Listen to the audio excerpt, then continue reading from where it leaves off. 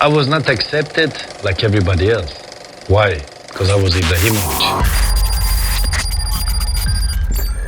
He was not arrogant, because people say arrogance. I have the same thing. People say I'm arrogant, but I don't call it arrogant. I call it confident. Muhammad Ali, for me, he was a big inspiration. He was my idol. This was one of my dreams to meet him, but it will not happen. But no, like I said, 50% of everything you do is the mental part. If you don't have it in your head, it's difficult. So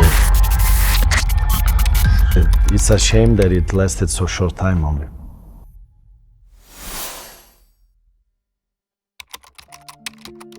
For the first time in 25 years, Zlatan Ibrahimović is watching a World Cup instead of playing in one. He's sitting behind a desk now, breaking down other people's goals, next to Thierry Henry and Alexis Lalas, two men he used to outscore for fun.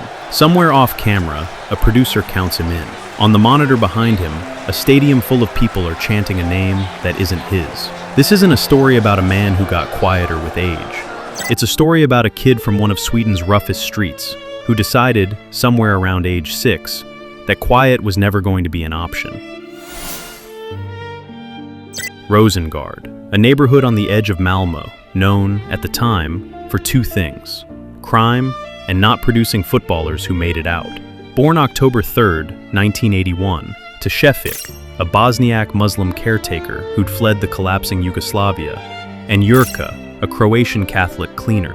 Two refugees, two religions, one kid who'd grow up speaking a blend of Bosnian, Croatian, and Swedish street slang before he ever learned to read a tactics board. Home life was hard, and Zlatan has never dressed it up. His father struggled with alcohol. His mother, on her own account, struggled too. By the time he was a teenager, Zlatan was mostly raising himself. He's also admitted, cheerfully, to a career in bicycle theft before his football career took off, and once joked that a bike thief looking for respect has to work 5 times harder than anyone else, because nobody's giving it to him for free. Football was the one place the rules made sense to him. He joined Malmö FF's academy young, and even then, the temper that would define his career was already fully loaded. He headbutted a teammate in a junior training session hard enough that the boy's police officer father tried to get him kicked off the team. I get a tackle and I hit the guy, bam, because I was angry. His father was a police officer. He signed a letter to the club demanding that the club should kick me out. And he gave this paper to all the players in the team. I didn't know nothing. And he said, sign this, that you agree that Zlatan should be kicked out. And I was in Primavera, juniors. Can you imagine when it came out, how I was feeling? I was feeling totally like I was not fitting in with them, like the black sheep. They didn't accept. He said the environment at his first club, a mostly immigrant team called Balkan, actually suited him better than the polished academies around it. Rough, loud, full of players who reminded him of home. It taught him something he'd repeat for the rest of his career. If a kid with his background wanted respect, average wasn't going to cut it. He'd have to be 5 times better than everyone else in the room, and train like it every single day. By 18, playing for Malmö's first team, he'd already privately decided something most 18-year-olds wouldn't dare say out loud. He was going to play the 2002 World Cup. Arsene Wenger agreed enough to offer him a trial at Arsenal. He'd later put it even more simply: either you know who Zlatan is, or you don't. And if you don't, you were never going to want him anyway. It wasn't only Arsenal circling. Ajax's own technical director had watched him torment a Norwegian side in a friendly and started making calls immediately. In March 2001, Ajax paid Malmö FF 8 million euros, a Swedish transfer record, for a teenager who'd never played outside his hometown club. What's your style of play? Technical. Technical? Because you're very big? Yeah, but I have very technical feet.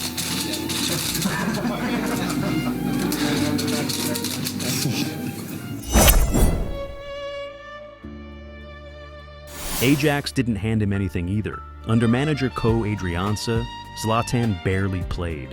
It took Adrianza getting fired and new coach Ronald Koeman inserting him into the lineup for the world to actually see what Malmö had sold, off the pitch In 2002, on a trip home to Malmö, Zlatan had parked his Ferrari so carelessly it blocked another car entirely in. The owner of that Mercedes was a 32-year-old businesswoman named Helena Sager, and she was not impressed. She told him bluntly to move it. It's reportedly the first and only time in Zlatan's adult life someone told him no, and he genuinely listened. More than 2 decades later, they're still together, not married, both by choice, raising 2 sons who'd eventually chase the family business themselves. Back on the pitch in August 2004, Zlatan scored a goal against AC Breda that's still shown in Greatest Goals compilations 20 years later. A full-body dribble through 5 defenders that ended with the goalkeeper on the wrong side of his own net. Eurosport viewers voted it Goal of the Year. Not every Ajax memory is that clean. After an international match that year, teammate Rafael van der Vaart accused Zlatan of injuring him on purpose. Zlatan's response has followed him ever since. Van der Vaart wasn't the only Ajax teammate to find out the hard way. Egyptian striker Mido once threw a pair of scissors at him in the dressing room. Zlatan's response has become part of Ajax dressing room folklore, and neither man has ever fully explained what started it. By the time he left Amsterdam, the story around Zlatan wasn't just brilliant young striker, it was brilliant young striker, handle with care. By 2004, Ajax cashed in, selling him to Juventus for 16 million euros.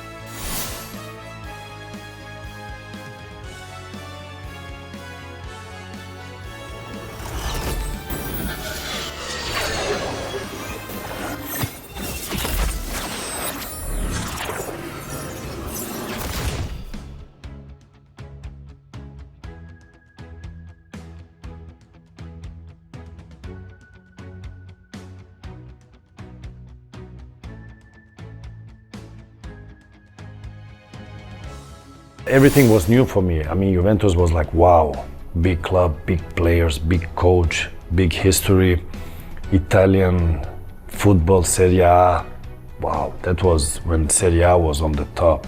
In Turin, under the notoriously demanding Fabio Capello, Zlatan sharpened into the physical, confrontational forward the rest of his career would be built on. I had the hardest coaches in the world. I had Fabio Capello. That was a machine. That was all about discipline and respect. And I didn't have a single problem. Because when we had it, we resolved it. Serie A titles in both his seasons there. Turin turned him into one of Serie A's most feared forwards, until the club he played for got caught rigging referee appointments. Zlatan didn't wait around for Serie B. He walked straight across the league to Juventus's biggest rival, Inter Milan. And Turin never really forgave him for it.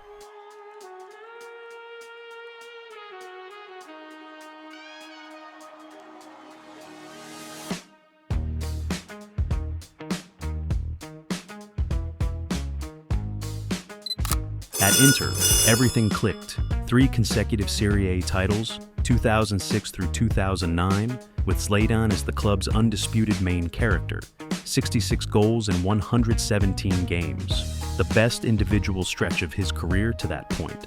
His final season came under a new manager, Jose Mourinho, who got 2 league titles out of him before the 2 men would go their separate ways. A partnership neither seemed finished with, as history would eventually prove.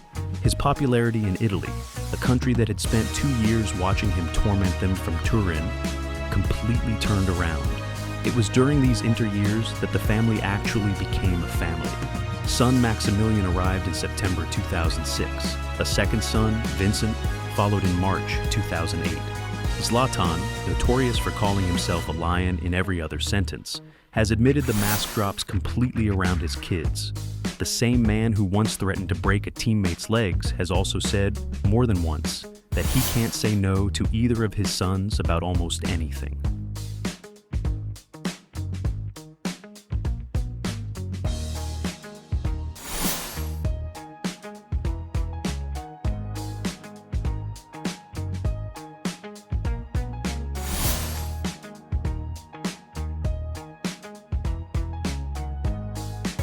I mean, I played with great champions. I played with players that already was wow. I played with players that I saw was a talent, became wow. but the one I felt that could do it longer was, and he didn't do it, was Adriano. I think Messi is one of a kind. What he's doing, I don't know if we will see another player do the things that he does, because he has his way of playing the style, and to become that player, I don't think it's possible. That's why I say it's one of a kind. I had the luck. We tried very hard to get you the footages, but YouTube is strictly against the use of this session of the videos of the Lion Ninja. Stay tuned and follow up with the video through the images. Thank you. In the summer of 2009, Barcelona paid one of the largest transfer fees in football history to bring him to Camp Nou, partly funded by sending Samuel Eto'o back the other way. On paper, it should have been the crowning move of his career. Messi, Xavi, and Iniesta, arguably the best midfield ever assembled, with Zlatan leading the line. It lasted one season. Manager Pep Guardiola moved Messi into the center, at Messi's own request, pushing Zlatan out to the wing and, eventually, out of the picture entirely. The breaking point came after Barcelona were knocked out of the Champions League by Jose Mourinho's Inter, the club Zlatan had just left. By his own account in his autobiography, he completely lost it. He said he threw a crate of training gear across the room. Guardiola, he claims, said nothing, just picked the gear back up off the floor. Years later, asked to sum up the mismatch, Zlatan reduced the entire disastrous season to one sentence that's become a t-shirt. He wasn't much kinder about the dressing room he'd walked into either. A place where, in his words, Messi, Xavi, and Iniesta followed their coach without ever pushing back, and where he simply couldn't operate the same way. Johan Cruyff, watching from outside the club, publicly agreed Zlatan wasn't suited to Barcelona's style at all. Zlatan's agent, Mino Raiola, was not about to let that go unanswered. By the summer of 2010, Barcelona were happy to loan their Ferrari back to Italy.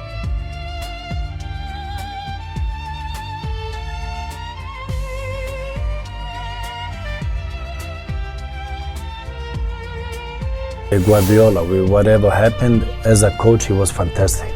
As a person, I have no comments about that. That is something else. And then I had Mourinho. You don't like him as a...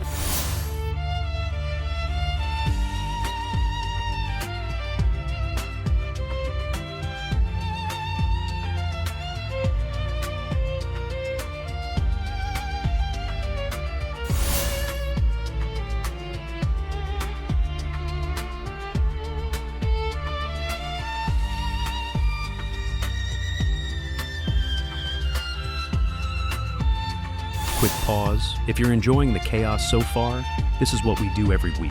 Real football stories, minus the highlight reel fluff. Subscribe if that's your thing, because Zlatan is about to walk into the two clubs that turned him into a global brand. Were you surprised when Neymar left Barcelona for Paris Saint-Germain? No, because I think he wants to be number one. And in Barcelona, as myself, when I was there, you cannot be number one if Messi is there, because it's all about Messi in Barcelona. The whole game is organized for Messi, which is normal because he resolves the games. He makes the difference, and why should they change it? Because they have been successful, and he's the symbol of Barcelona. Before the two clubs that made him a global brand, a quick word of warning. Over 24 years, Zlatan gave football journalism more free content than any player alive. A sample. And you know better football than me? No, So why are you talking? I asked you, I do my job. Are you a journalist or a camera guy? I am journalist also. So why are you holding the camera? You should have a camera guy, no? Because my boss wants to meet you. So he's low budget. Milan first, on loan, then permanently, and immediately, a Serie A title in his very first season back, 2010-11, alongside strike partner Alexandre Pato, and a midfield still marshaled by Andrea Pirlo. Milan fans, unlike Turin, adopted him completely.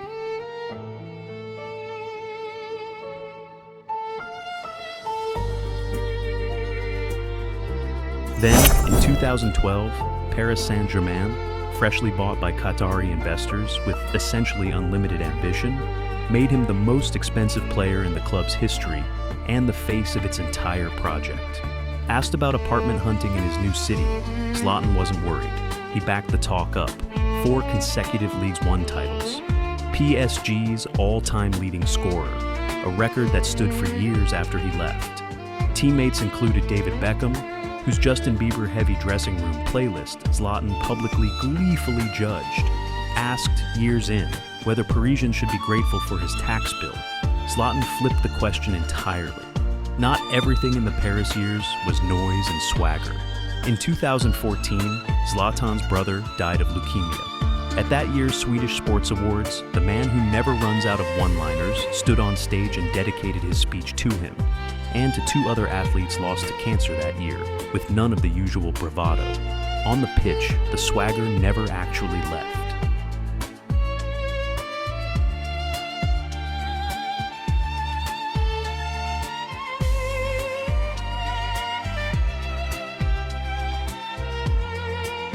In November 2012, at the opening match of Sweden's brand new national stadium, Zlatan scored 4 goals against England, including an overhead bicycle kick from 30 yards that's still shown as one of the greatest goals in football history.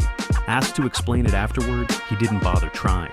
Zoom out for a moment, because everything above was running alongside an entirely separate international career. Zlatan made his senior Sweden debut in January 2001 against the Faroe Islands.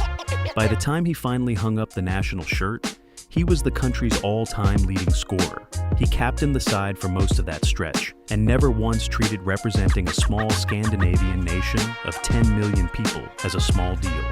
2 World Cups, 4 European Championships, and 1 moment of pure theater. 2013, a World Cup playoff against Portugal, a reporter asking what he thought would happen.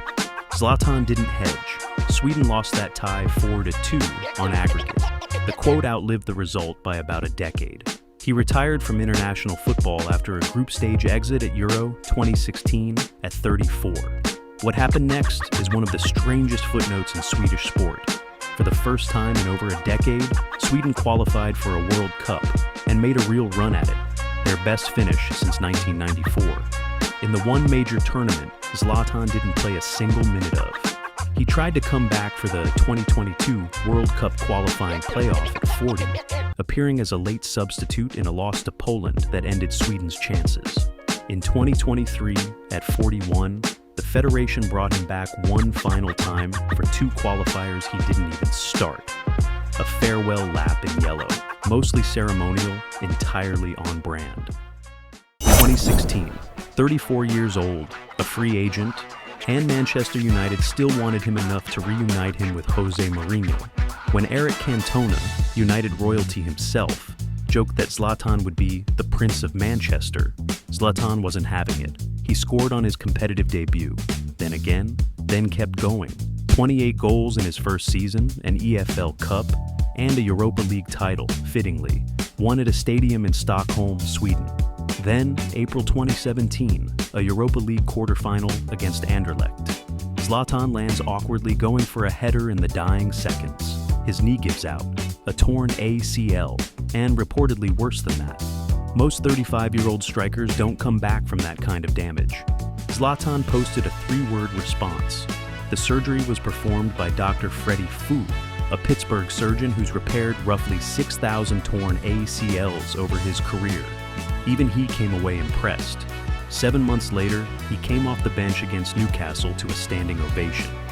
Most players never get for scoring a goal, let alone just standing on the pitch.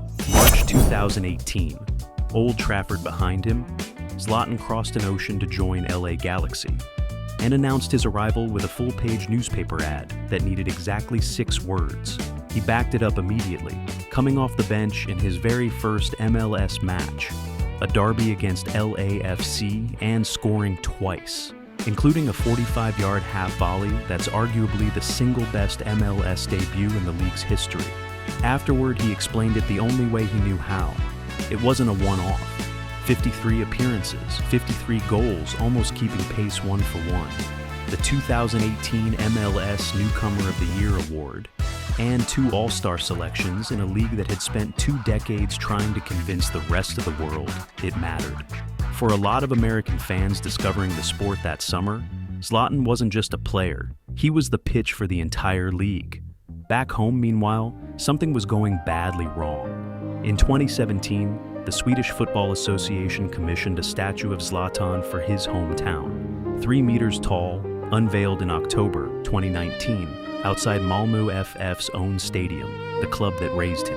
1 month later, it emerged that Zlatan had bought a stake in Hammarby, a Stockholm club, and one of Malmö's league rivals. Malmö's fans did not take it well. The statue was vandalized with paint and set alight with flares within weeks. In December, someone came back and sawed off a piece of its leg. Later that month, its nose was cut off entirely. On January 5th, 2020, 3 months after it went up, the statue was toppled off its base and hauled away for repairs. It remains by a wide margin the strangest thing that has ever happened to a bronze statue of a footballer. And Zlatan, typically, never publicly apologized for the investment that caused it.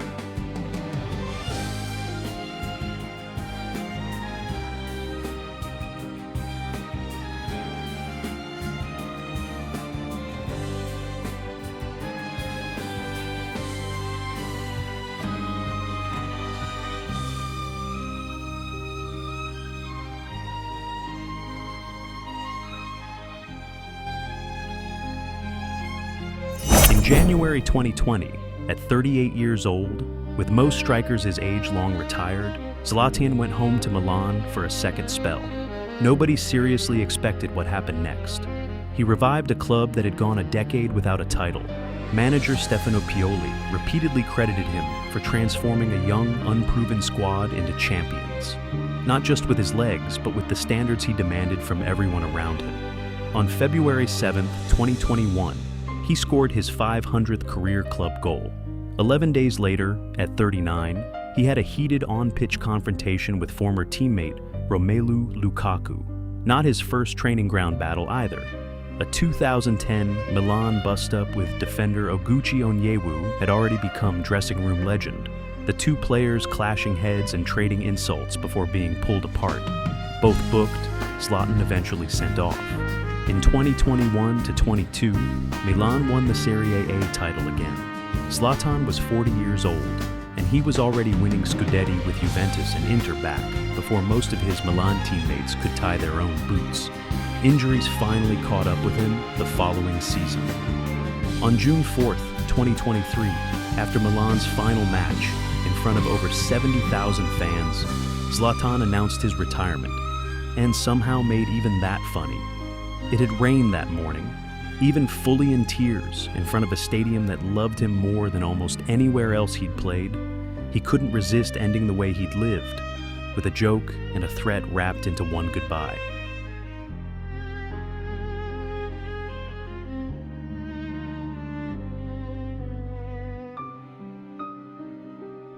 A few numbers before we let him go. Zlatan is the only player in history to score in the Champions League for 6 different clubs: Ajax, Juventus, Inter, Barcelona, Milan, and PSG. He's the only player to score in a derby in 4 different countries: the Netherlands, Italy, Spain, France, and then for good measure added England and the United States to that list too. And yet, across all 6 of those Champions League campaigns, with some of the best squads ever assembled around him, there's one trophy that never made it into the cabinet. Somehow, for a man who's never once undersold himself, it's the one subject Zlatan has mostly left alone. So, what does a lion do once the cage doors permanently open? He didn't really leave football. He became a senior advisor at AC Milan, described by the club's American ownership as their direct proxy inside the building. He bought a stake in Hammarby, the same investment that cost him his own statue, and he stuck with it. And this summer, for the first time, he's been in a broadcast studio instead of a locker room, analyzing the exact tournament we opened this video with. Earlier this year, he and Helena walked the red carpet together at the opening ceremony of the Milano Cortina Winter Olympics. a games held, fittingly, in the two cities that meant the most to his career. Even in retirement, Zlatan hasn't fully left the spotlight and doesn't seem to want to. And the family that started with a badly parked Ferrari is now, in its own quiet way, closing a loop of its own. Both sons train inside AC Milan's academy. Maximilian has already been called into the senior squad's orbit, and Vincent signed his first professional contract with the club's development project in 2025. Two boys raised across 4 countries, fluent in at least as many languages between them, doing exactly what Zlatan told them not to bother with. As for Helena, after more than 20 years together, Zlatan finally proposed. She said no. Asked once what he'd bought Helena for a Valentine's Day gift, Zlatan didn't miss a beat. As for a life after football entirely, coaching, the traditional next step for a legend, he ruled it out flatly the moment anyone asked. In his own retirement message, Zlatan summed up 24 years in one paragraph better than any narrator could. Born in Malmö, grew up in Amsterdam, turned wiser in Turin, became a lion in Barcelona, raised in Milan, new perspectives in Paris, gained stamina in Manchester, had some fun in Los Angeles, and finally found peace back home in Milan.